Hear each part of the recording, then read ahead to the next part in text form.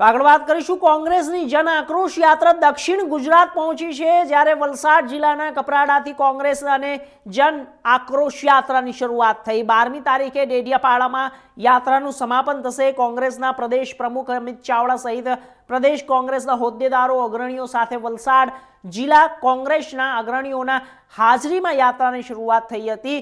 યાત્રામાં મોટી સંખ્યામાં સ્થાનિકો જોડાયા।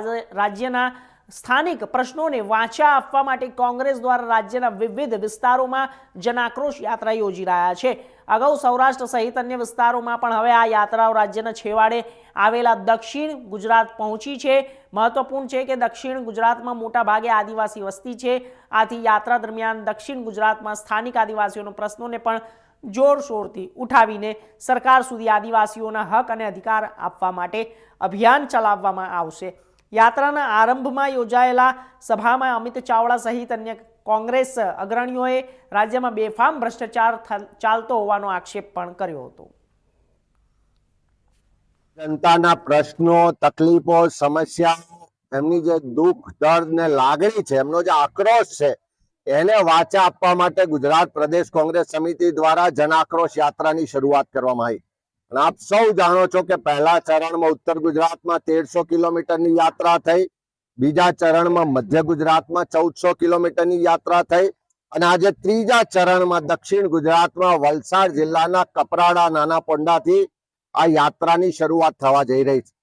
આજે યાત્રાની શરૂઆત અહીંયાથી થાય છે 2 તારીખે અને 12 તારીખે આ દક્ષિણ ગુજરાતની યાત્રાનું સમાપન ડેડિયાપાડા નર્મદા ખાતે થવાનું છે।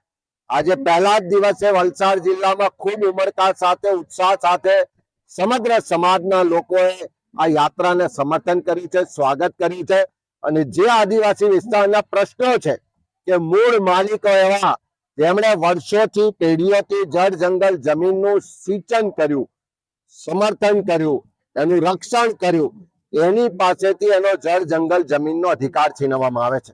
કોંગ્રેસની સરકારે રાઇટ ટુ ફોરેસ્ટ એક્ટ લાવ્યા। આજે આટલા વર્ષો પછી પણ આદિવાસી સમાજને એનો જંગલ જમીનનો અધિકારના પટ્ટા નથી મળતા, સનદો નથી મળતી। આ વિસ્તારમાં શિક્ષણની વ્યવસ્થાઓ યોગ્ય નથી, ગુણવત્તાવાળું શિક્ષણ નથી મળતું, આરોગ્યની વ્યવસ્થાઓ નથી, રસ્તાના હાલ જુઓ તો રસ્તામાં ખાડો છે કે ખાડામાં રસ્તા છે ખબર નથી પડતી, રોજગારની વ્યવસ્થાઓ નથી, સિંચાઈની વ્યવસ્થાઓ નથી।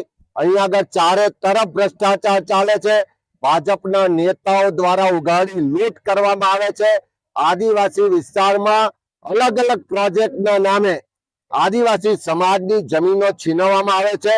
વિકાસના નામે આદિવાસીઓનો વિનાશ થઈ રહ્યો હોય એવી સ્થિતિનું નિર્માણ છે, ત્યારે સમગ્ર વિસ્તારના લોકો આજે આ જનાક્રોશ યાત્રાના માધ્યમથી પોતાના પ્રશ્નો રજૂ કરી રહ્યા છે, પોતાના અવાજને બુલંદ કરી રહ્યા છે।